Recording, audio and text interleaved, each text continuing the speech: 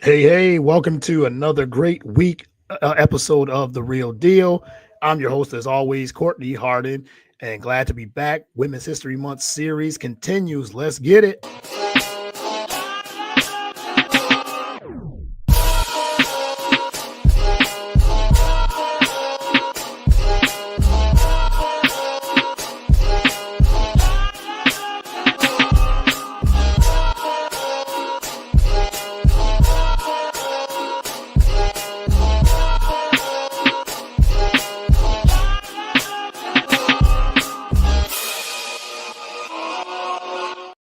Once again, welcome to another episode of the Real Deal Podcast. I'm your host, as always, Courtney Harden. Happy Wednesday, new week, and a lot of more great guests coming up on our Women's History Month series.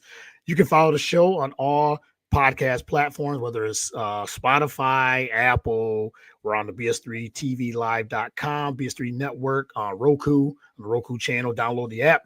And you can get all the shows on the BS3 network or on YouTube, Twitter, Facebook, where, like I said, whatever you consume podcasts, we're there as well. So I have a great guest for my Women's History Month for this week, starting the week off right here, and looking forward to getting to know her a little bit and just chop it up with her as well. So let me bring her in. I have Tatum Everett. She is a award-winning, let's say, journalist, reporter, does content creation, a little bit of everything. So for Minnesota Vikings as well. She covers the Minnesota Vikings there. So Tatum Everett, welcome to the show. Really appreciate it. Thank you so much. Excited to be here. I think you summed that up perfectly. All right. Well, I'm glad. And she's on-air talent too. Can't forget that. Content manager on-air talent for the Minnesota Vikings. That's the proper title. I wanted to make sure. Yeah, that right. and it basically just means I get to do my sports broadcasting job in a team for the team, and everything, is circling around our content, which is what we do. So the title doesn't really mean too much. It's just, it's there to just describe what we do, right? Right, exactly. But I wanted to make sure you get it right because you do a little everything. You're a storyteller, and I mean, from your website, I was like, yeah, this is fascinating. But I've been following you for a little bit. Nothing is so old. Courtney, update that.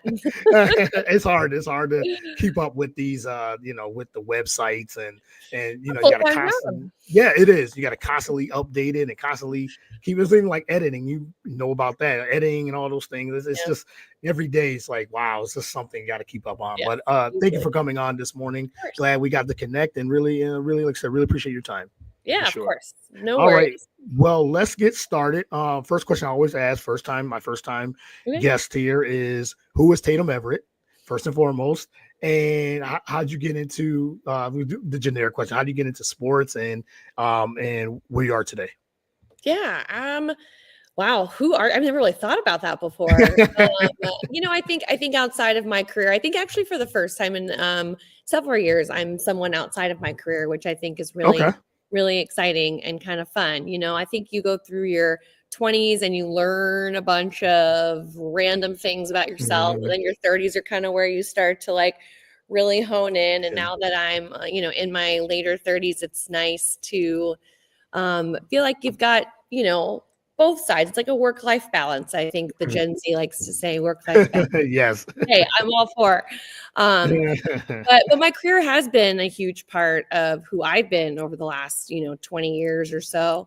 I started out, honestly, it kind of goes back to high school. I was in a broadcasting class in high school, huge sports fan, loved football, growing up in South Louisiana. And it just kind of went from there, like I decided I wanted to look and be like Erin Andrews on the sidelines and stuff, which, dreams change and they grow and mature. Right. Back then I always thought, man, like there's not even a job other than those ones that you see on College Game Day and things like that. So the beauty of it is my job didn't even exist when I graduated college. So my current job right now didn't exist. So just the way that things have changed and the opportunities that have afforded so many young journalists to kind of change things around. But I started out in local TV, did that for about 12 years, made stops in like South Louisiana, Morgan City, Denison, Texas, Shreveport, Louisiana,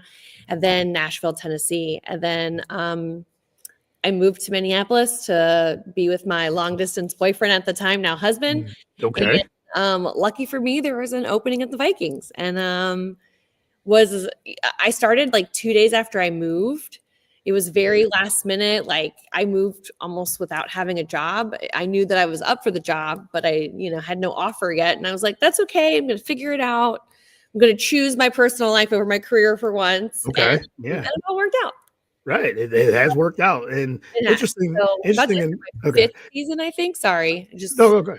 So yeah, I'm going into my fifth season here. So Okay. All right. Well, like I said, it's always layers, and I love the journey of broadcasters and reporters and things like, because everybody's path is different, and everybody has the story is different, and so yeah, it was just interesting. Again, the intro, who is Tatum Everett, and just wanted to say, would you feel like you said a lot of different markets and things like that? Did that kind of like, I don't say mold you into where you're made, and it shows versatility too. A lot of different things I'm sure that you did throughout the journey. Yeah, I think a lot of people that maybe don't know much about the broadcasting industry don't realize how much when you watch them on TV, what they're all doing, right? They're not just showing up and reading off a screen. When I was in my first station, it wasn't even live TV. It was very like beginner level. We weren't live. I was the only person in the sports department. I didn't know what I was doing, if I'm honest. I was like just flying by the seat of my pants. And then I went to Denison where we were live. So I learned a little bit more about live television there and what became important and stuff. But it's really up to, I think, like your mentors and the people that you trust in the industry to kind of teach you what's important, how to cover things. But, I joke around. I mean, even in Nashville, I'm telling you, like from my entire TV career, I edited all of my own things. I shot most of my own content. And I say content, I don't even know what I used to call it when I was in TV, but I would shoot everything, edit everything. I wrote my sportscasts, produced shows. Nobody was like, I never had a producer, a sports producer. I've never had a sports videographer, like a photographer that I worked with, like it would always be me or like someone that's in my sports department. So just the amount of things you have to do is a lot. And so when I came here to the Vikings, we have like this specialized group of just amazingly talented editors and videographers and production and directors. And it's like, whoa. I mean, I feel like so pampered because I had done all of that for so long. I haven't edited in a long time, except resume reels or something or videos for my website. But it's kind of crazy that I haven't picked up a camera, which, I think when you're in broadcasting, you kind of like you decide what you want to be. Like if you want to do videography, then you go that path. But if you want to be on air, sometimes the only way to be on air is if you do everything else. And so if you don't have to do everything else anymore, man, that's nice. That's I never really wanted to be this like star videographer. I like to write and I like to produce shows and ideate on those kinds of things where you can like talk about stuff. So I feel like I found a really good landing place, but my appreciation for those around me and their specialized skills, I probably wouldn't have that as much if I hadn't, done that for a decade or more before this. And that, like I said, it led you to where you are today with all the, the editing and the shooting, with the cameras. And like I said, it is interesting that you said, what was it called? It wasn't even called content at the time. I'd shoot my own video. I don't know. Your own video. Yeah, right. Highlights, like if we were at a high school football game or something, we would shoot highlights or shoot my own stories, things like that. So. Yeah, that's I love that. And as you said, now you've landed into with the Minnesota Vikings for the last 5 years. Congratulations on that, and just having that position where you are today. What would you say is the differences before we get into that? What would you say is the differences is when you did start and how sports broadcasting is and journalism itself, how it is today? The differences. I graduated college in 2009. Like, Mhm. what? Like, it's been Yeah. so different since then. Right. Like I said, like the teams didn't even really have their own in-house on-air talents. Mhm. They just started making. I mean, Twitter just came out, so that puts it way into perspective. Yes. You know, For sure. like the opportunities are wider and uh, there's just so much more of them. I Mhm. think it's changed a lot with the um, immediacy of news. You know, you get so much breaking news all the time on your social channels, and Yes. anyone can be a reporter. And so I think it's changed and made people either specialize or um, hone in on crafts to make them stand out. I mean, it's very hard and very competitive. And I think the major difference is just the amount of information that is Mm. available. Yes. You know, you don't just turn on the news and get what you need. Um, you don't go to their websites necessarily and get what you need. You're like scrolling your phone. You don't need a desktop. You know, like there's just so many Yeah. things that have changed since I've been out there. Some for the better, some for what, you know, you just handle it and move on. But I do think it's kind of you know, I didn't get in this industry, in this business to break news. That's not really like my style. I don't want to be like Right. that insider. I think that's another specialized role. I Mm. really like the storytelling and I'm a newsie at heart. I love TV shows and like analysis through that. Like I like to kind of direct traffic that way. But at the end of the day, it's about our players and our coaches and our owners. And I like the responsibility to tell their stories and in a way that helps an organization run, right? Like I Yeah. feel like I'm a part of a team in this aspect. So, you know, while you can't say everything you want to say because you are representing something bigger than yourself, you don't go Mm. on and like bash anything because like you're on the team. Like this is the decision that, you know, we all make. But there's so much access and um I just feel like I'm learning about the NFL so much more Yeah. now being on this side of things, which has really been kind of a highlight for me. Yeah, it's great. And you're right. I think what's changed over the last 10 years or so, Mhm. it is you said the content creation, the more access, the storytelling, and I think is still important. It's very Yeah, important. that'll never go And away. it'll never go away, no matter how many, short reels and things like that has Yeah, changed. still a story. It's still a story. Yes.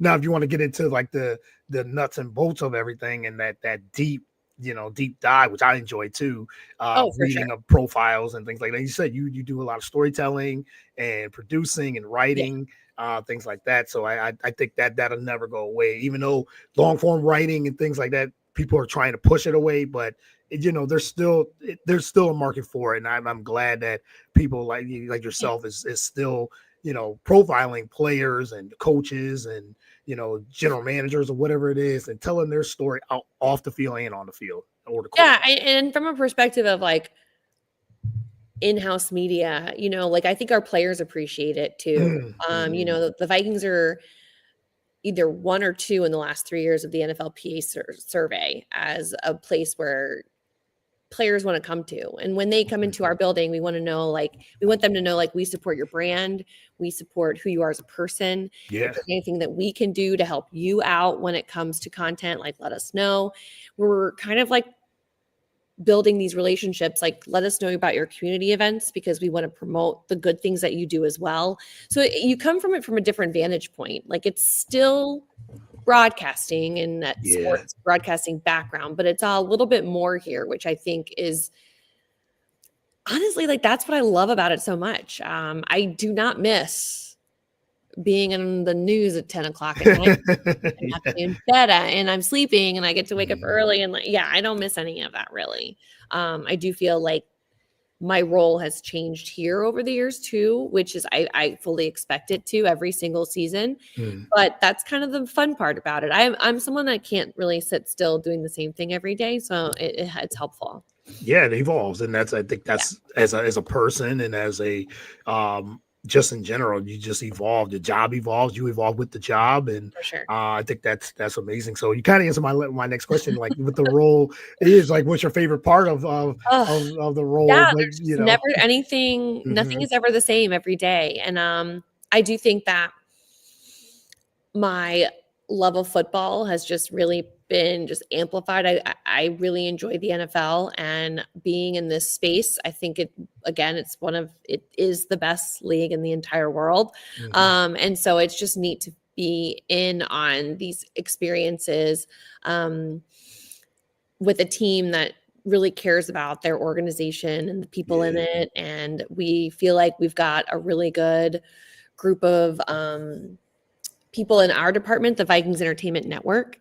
The team feels really awesome about where the direction is going under head coach Kevin O'Connell. And, it's just kind of interesting. Like everything is so different. I feel like there's no off season. We roll from the season into let's like recap the year and see what we did well. And right, then we recap it and we go right into combine. And then from combine, we're in free agency immediately after. Then yes, free agency.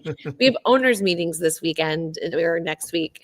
And then we have a little bit of a lull until draft, which is the yeah, lull is like 2 weeks. yes, And then we go into rookie mini camp and then mini camp. And then we have like a month off. And then yep, we go right into training camp. But by month off, I mean like the players, not us who are preparing for the season yeah, and the training camp content for our fans and things like that. So it is a year round thing, which is awesome yes, because I would hate to have to only work part time in this industry. It's mhm, I feel very fortunate to have this full time job, and I don't know. It's just being around amazing creatives and trying to come up with the next thing that could that our fans would want to see. That's exciting. It's fun to create with the people around me, right. and like there are times where I go in on a Monday and I'm like, oh, it seems like a slow week and it's never going to be a slow week. It always fills up with something, which is exciting. Yeah. So I kind of like it like that. Yeah, you get so much news. You said there's really not especially in NFL, there's not an off season. Even when you said that month, which is what June, July, Yeah. usually, but you said you're preparing for the next season. You're Yeah. preparing to for yeah. So yes, it goes right into from Super Bowl Mhm. to you said to to combine to the Yeah. I haven't had a break. draft and yeah, I have yeah, not had a right, break, yeah. which is wonderful. I like it that way. Yeah, stay busy. Yes, and of course, definitely stay busy. Oh, we got a couple comments in the Oh, cool. chat. Yeah, yes, it says hi Tatum and Courtney. Yes, happy Wednesday. Thank you for the NR Sports Rush. Little Mama Sandra. So he has a question. This was going to be one of Okay. my Yeah. Let's questions. do it. Yeah, what's your thoughts on the Vikings off season so Mhm. far? Bringing back Aaron Jones and then JJ McCarthy, Yeah. he just came out was just saying that he hasn't been named the starting quarterback. So I mean, this was perfect. And when you were coming on today, I was like, wow, well, I know that was the big news there's yesterday, there huh? was content there. So yeah. So what's your thoughts on that question? Yeah. Well, first of all, I'll start with Aaron Jones. Bringing back Aaron Jones Mhm. was a no brainer, in my opinion. I Yeah. mean, it really changed the way this offense could run. The I believe that this coaching staff has been very forward with saying they are committed to having a very balanced attack, and I think Aaron Jones is such a big part of that, not only because he is so dynamic running downhill, but I think he also adds the element of being able to catch the ball out of the backfield. I think that's something that the Vikings have really missed since Dalvin Cook hasn't been on Mm. the roster. Yeah. So I think Aaron Jones is great, and honestly, personally, from like a in-house perspective, the guy is the nicest person in the whole Mhm. world. He is so friendly and always has a smile on his face. I imagine that that's how he is in the locker room, and to get a locker room guy back like that is awesome. The Yeah. addition of Jordan Mason is so exciting. That guy, I mean, he Mhm. led the league in missed tackles last year. And he didn't even start the whole season. He is such a bruiser, and I am so excited to see the two of them combine. Um, and more so because we signed these two incredible offensive linemen this offseason as well. Christian Darrisaw will return. We have Ryan Kelly, former Mhm. Colt, Will Fries, former Colt, now on the offensive line. Yep. So it really felt like there's a lot of rebuilding in the trenches and the big guys in the middle, which I think will only help our pass rush But then on the other side, I really think this run game can get going and provide a lot of protection for JJ McCarthy, who, as you know, as has been reported, he's going to be QB1. And I thought his comments were interesting, but also, if you know JJ McCarthy or have listened to anything he says, not surprising.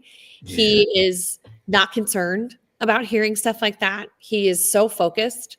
I remember I was talking to him a few months back, I think during the season, and he was like, I look at football completely different now because I've become so much more of a student of the game in my role because of the injury, that I feel so much more confident in my ability to analyze and to watch film and take things away and stuff. So I am so excited to see what he is going to be showing us at OTAs and camp and for the season ahead, because man, another guy who's just smile on the face, always friendly, says hello to you, just willing to do anything around here. He off seasons here. I mean, he's here. I saw him at a restaurant the other day on accident, and like, feel like he's just here. And I think that's huge when you're in the building as much as he is, being a rookie and absorbing everything that goes along with this place. But if there is one coach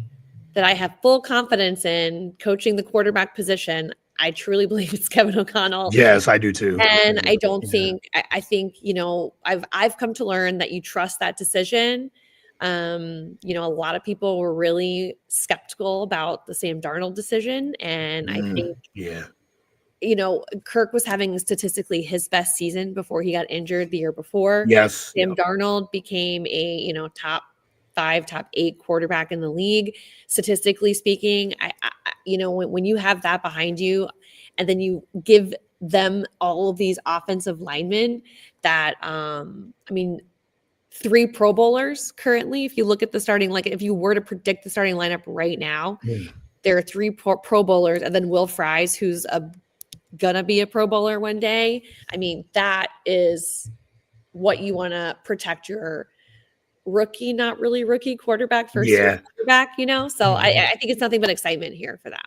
Yeah, great breakdown, by the way, and agreed. Kevin O'Connell, like you said, one of those coaches, seems like a quarterback whisperer, if you want to use that term.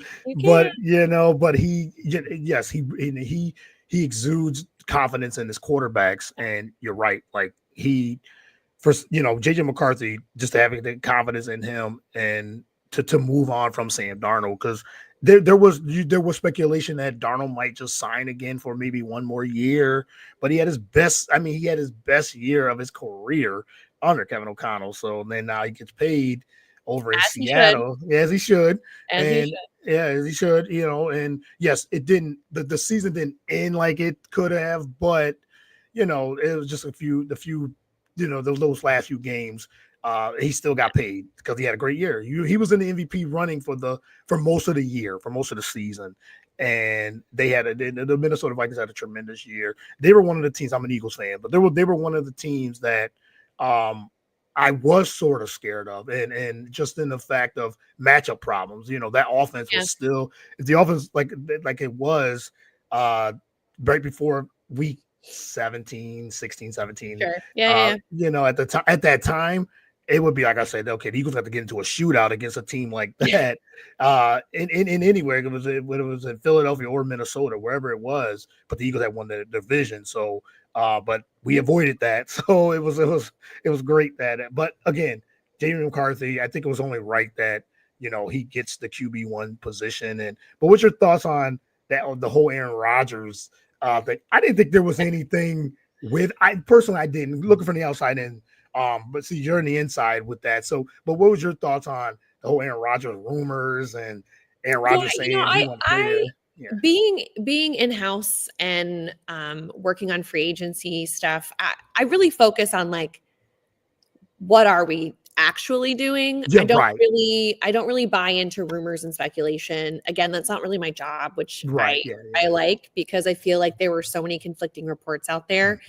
You know, some saying heck no, some saying yes they are, and like I personally, I don't know. It's not my job to know. I don't go into those rooms to have those conversations. It's not really I'm not high up on the totem pole to do that. Yeah. So I just kind of stay out of it a little bit, like I monitor it, but until I know from our inside that, to expect things to happen, I really don't buy into a lot of that hype.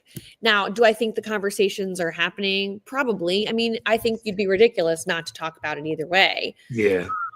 Because it is available and it's out there. But I mean, you got to think about it. Like they're trying to figure out what they want to do with their quarterback room because Nick Mullins went to Jacksonville and Sam Darnold went to Seattle.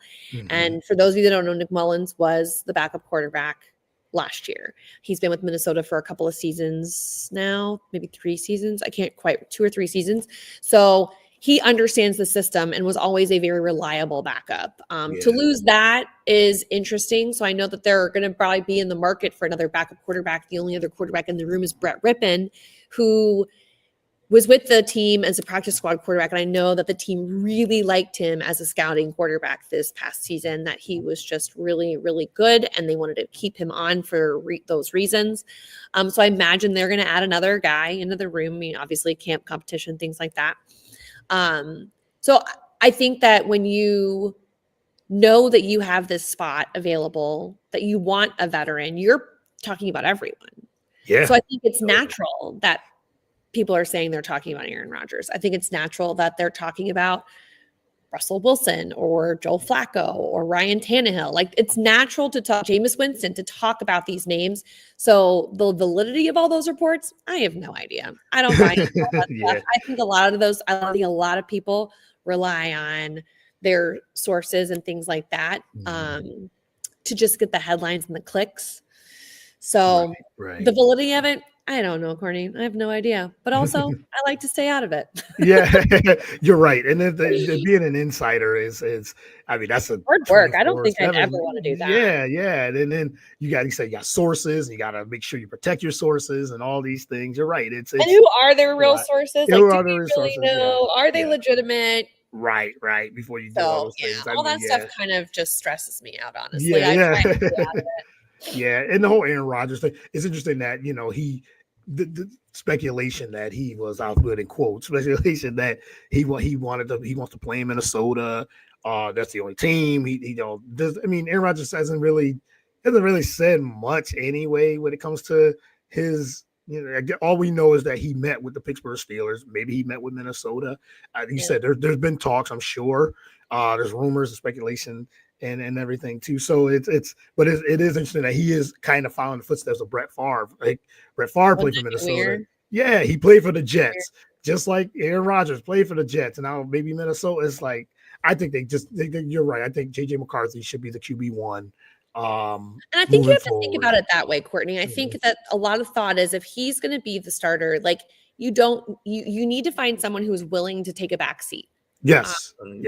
I think that you need to find someone who can help guide JJ, who can be that veteran in the room to tell him about things he can't see, or or to be there watching the game when he comes off the field, being like, okay, this is what they're doing. Like, did you see this? Blah, blah, blah.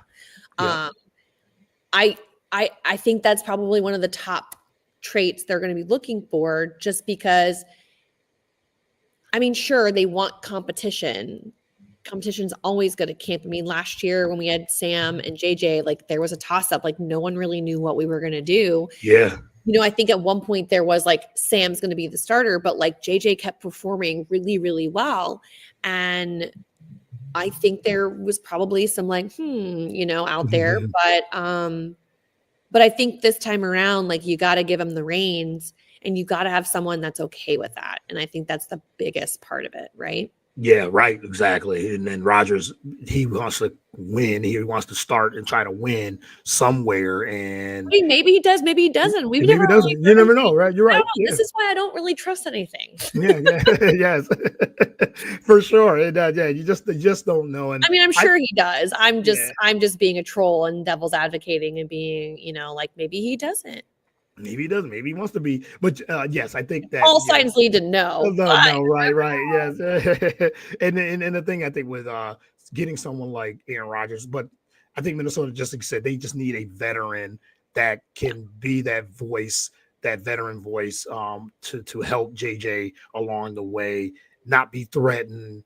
JJ has to be threatened by it unless he struggles, and they need that, that veteran to come in and really pick up the slack. But they need someone like like maybe Joe Flacco, somebody like that who would accept that second QB. But they're gonna need a veteran backup for sure, moving forward. But yeah, we'll see. We'll see what happens. Like you said, it's all speculation, and I have a feeling Aaron Rodgers. Sometimes, Yeah, right? it is fun. Yeah, I have a feeling Aaron Rodgers is going to go to Pittsburgh now that Russell Wilson just signed with the Giants yesterday, and then they got Jameis Winston, they got Tommy DeVito. There's been talks they still want to get another quarterback. I mean, that's a personality room. It is a personality room, exactly. Yeah, isn't it? Right. In New York too, or Jersey, New York, that market, it's like a lot of personality. Okay, there's a lot of personality. I mean, what a QB room, but I don't see. Let me ask you that, like with all the quarterbacks and going, from the last couple of weeks. Now Wilson headed to the Giants, and also Winston there too. Do you see them even improving? I mean, I can see them maybe. They won three games this past season. They might get 5, 6, maybe. I don't see them improving that much. Says the Eagles fan. I'm just kidding. Yes. You were like, yeah, sign Russell Wilson. Yeah. No, maybe double it. Yeah, it's a little too early for me, I think, to really start thinking about that. I personally,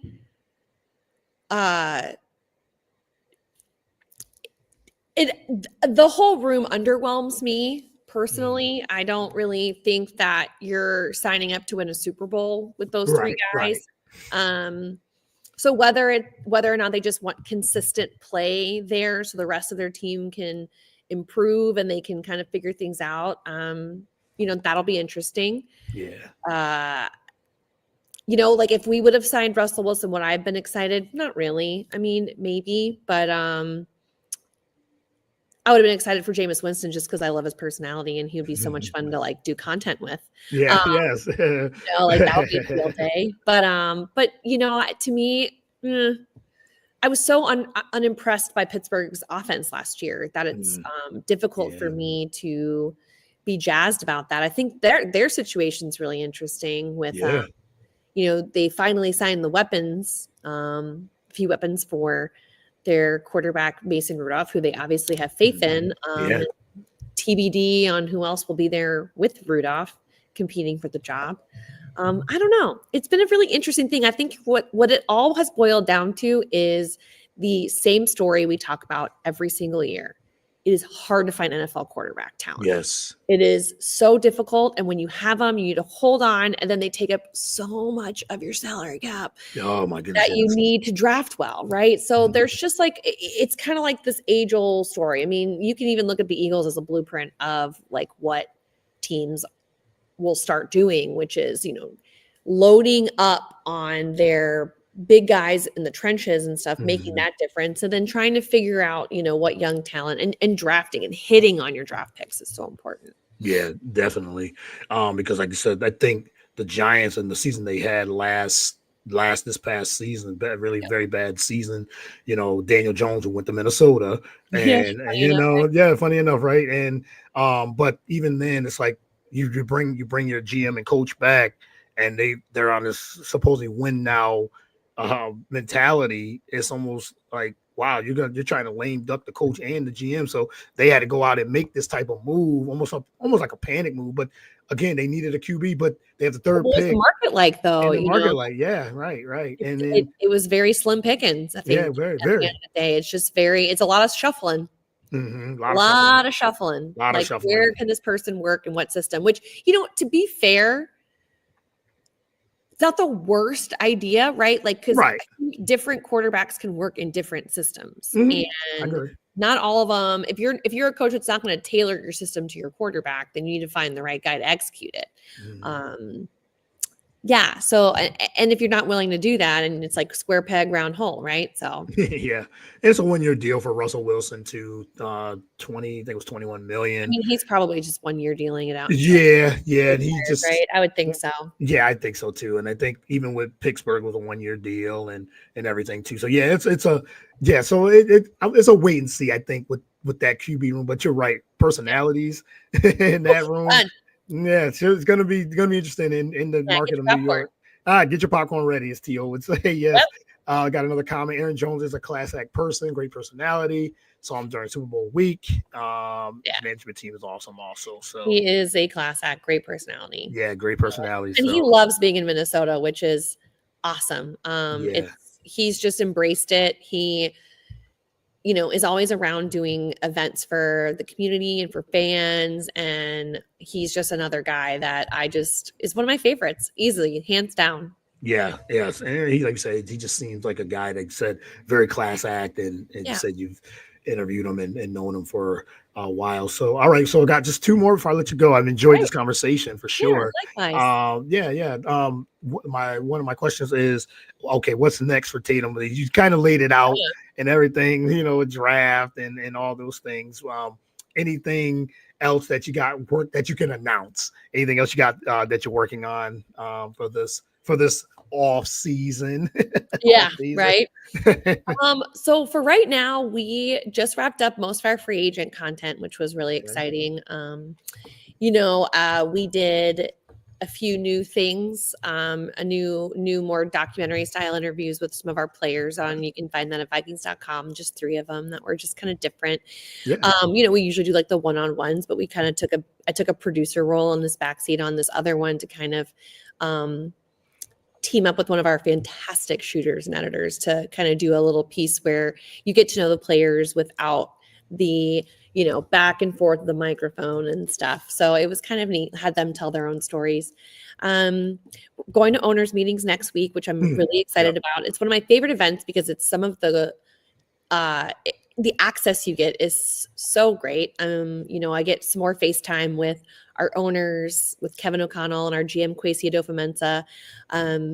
Get to check in with them. Those interviews are usually really important because they're just after free agency. They're about the rule changes and like draft is right around the corner. So it's nice to catch up with them before that. Draft is exciting. We picked 24. So as of right now, in the first round. So we have a really awesome draft party here at US Bank Stadium that we do every year. I get to MC that. So that's going to be super fun. That's good. I'm Yeah. very excited. I've been to the draft two of the last 3 years. I'm excited to go to draft party. I really am. Green Bay draft. I'll skip it. It's not going to be that big of a deal, right? Yeah.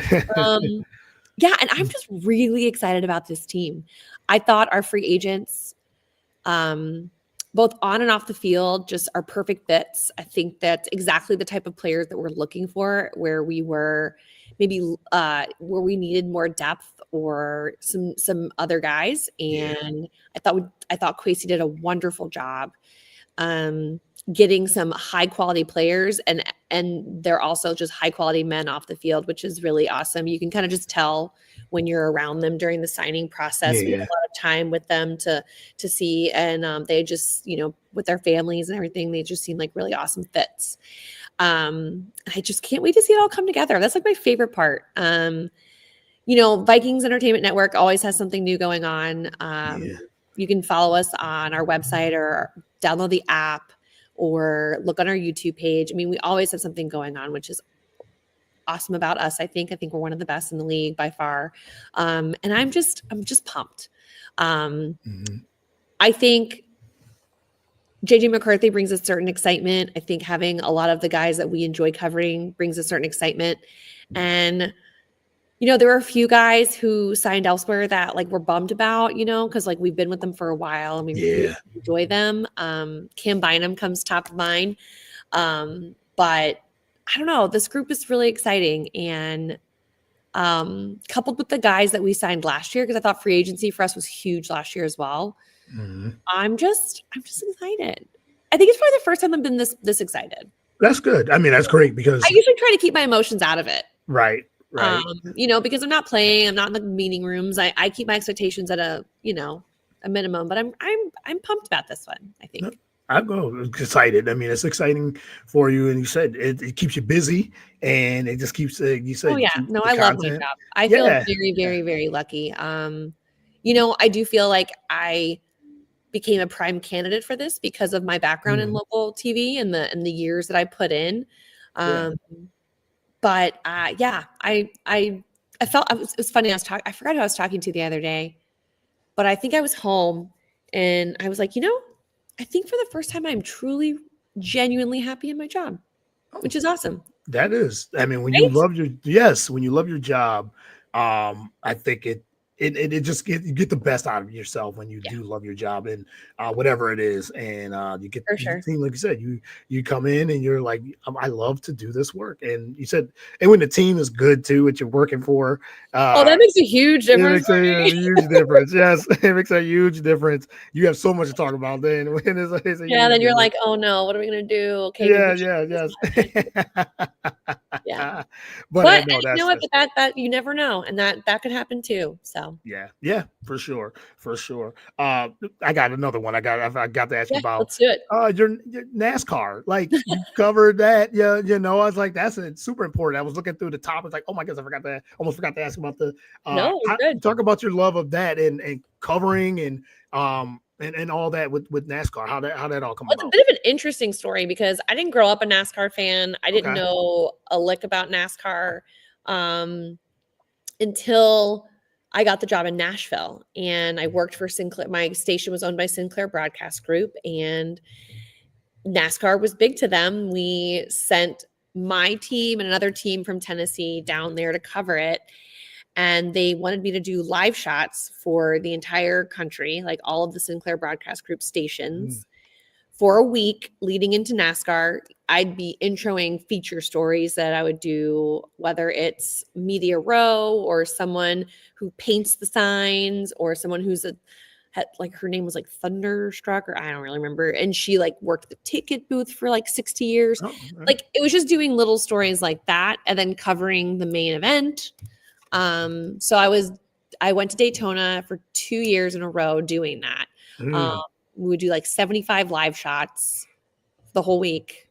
Um, it was so fun. yeah. The thing that I mean, it scared the because it crap scared the crap out of me at Yeah, yeah, first yeah. because I didn't know anything about it. So I did like a whole crash course on it before I went on this trip I was assigned to go Yeah. on. I had a wonderful team from the Tri Cities area in Tennessee that helped me with my content. Heather Williams and Jarvis Heron and Keith. I don't know Keith's last name. He was our photographer, but like they helped me so much. Um, that first year, and then I got to the trip with them again. So it was like a little reunion, which was amazing. Basically, NASCAR is so media friendly Mm, that after covering, the Titans and the Preds, it was just like such a breath of fresh air okay. to get so much access to Kyle Busch or Denny Hamlin or Martin Truex Jr. Like they would just let us talk to whoever, whenever. And it saved me during the pandemic because, so Mm, many of us in sports didn't really have a lot to talk about. yeah. Yeah. And so a lot of my, sports colleagues across the country were working in news and doing news stories because there were no sports to cover. Lucky for me, my station was like, no, please keep doing sports however you can. Yeah. Yeah. And so NASCAR became it because it was one of the only things going on at the time. Yeah. And that their NASCAR PR, Amanda Ellis at NASCAR PR, who is just absolutely fantastic, she would be like, hey, do you want to talk to William Byron this week? And I'd be like, heck yeah, like do it. Yeah. So we would do this type of thing, these virtual interviews, and I'd air them in our news. And that's kind of what I did for a while. So I I've not followed NASCAR as in depth as I used to, but like the Mhm. NASCAR words were in Nashville, so that was a fun event. Like I feel like it followed me around somehow for those Mhm. 3 years I was in Nashville, and I will always have an appreciation for them. It's a fun sport, and it's one of those things where I will always look back fondly on it because Yeah. the pandemic was a weird time and I felt Yes. really, really lucky to be able to have access to their drivers. They'd be like zooming me from their living room into my living room. And, like Yeah. I just felt very lucky for that. But it's so much fun to follow. And I'll catch a race every now and then and kind of keep up with it. Right. That's great. And then you're right. It's like the media access. And then that's what, when we Nice. do these things, it's that you just want that. And, and he said some sports or some uh different entities and networks and things like that, they don't give you that, but or they're very hard on it, which I understand too. You Yeah, do I mean, have, everyone has a job to do, and I'm not yeah, like there's trying a job to do. to like Right, say that right. Canes and Preds Yeah, weren't easy to work with because they were very easy to work yeah, with. yeah. But it's one of those things where, like, I mean, I'm not zooming with the player in my living room. Like, Yeah, NASCAR was just so media friendly yeah. that it was just really, really, really fun. And especially at the time when you said with the pandemic Yeah, and there was hardly no sports. It's just interesting that you brought that up too about, with the pandemic, and I was still doing the podcast and there was no, like you said, weekly, but there was no sports, but I was making content because there were certain things like golf that yeah, came back and there was yeah, NASCAR. yeah. I know UFC was going on, and Hmm. then the Last Dance came out with the Chicago Bulls, Michael Jordan, the Chicago Bulls. Yeah. We did like weeks of that, just Wow. talking about that. So yeah, so we figured it out through those couple of years until Hmm. NFL came back and the Right. NBA came back and all this thing. So, but yeah, it was a great time. But you said you had, you're blessed to have continue to keep with having a job and having the content coming in. Yeah, it was interesting times for Very sure. interesting. Crazy to think it was 5 Crazy, years man. ago. I know, 5 years ago. Yes, Like it's this not. month, 5 years ago. Mhm. Yeah, for sure. Actually, this year, this time 5 years ago, I applied for this job. Oh wow! And Yeah. now here we are, 5 years Now here later. we are, 5 years later. I'm sitting You here know, talking about it in the studio with you. yeah, yes, and I'm appreciative of that for sure. Oh, of course, anytime. Yeah, thank you. All right, this is the last question, and No worries. yes, I've enjoyed this conversation for sure. Likewise. The last question is Women's History Month, Mhm. and on my platform, I try to be an advocate or just give credit, respect, props, whatever, however you want to say, but feature credible women in this space. I've done it for a long time, and not just Women's History Month, but just for the whole year and Yeah. years and years and things like that. So I wanted to feature you. So what does Women's History Month mean to you on a professional and personal level? Yeah, obviously, having so much women's support or support for women throughout the sports industry is awesome. Yeah, I work with so many great women here at the Minnesota Vikings, and it is great to see how far this industry has come, how many opportunities there are for women in mm, sports. Like I said, when I was growing up, it was just like watching a few of them on TV every now and then, but now yeah. they're analysts, they're play-by-play announcers, they're color commentators, they do opinion shows. I think of my friend Courtney Cronin, who goes on Around the Horn all the time, and she does Yes. beat writing and radio and does it all. And I just think of all these women that I look up to and have grown up around, technically in this industry, and it's just really neat to see them succeed. I feel like we are making history, which is awesome. Yeah. I feel like there were so many women that I looked up to that made this possible for me that I hope we're able to do for the next generation. And women in sports is, hate to break it to maybe people that hate hearing it, but it's not going away. No, and I'm glad. It's not going I'm glad. away. And I think it's stronger than ever with the amount of roles that are becoming fluid and who is doing them as far as your gender. And so I think that acceptance is so big.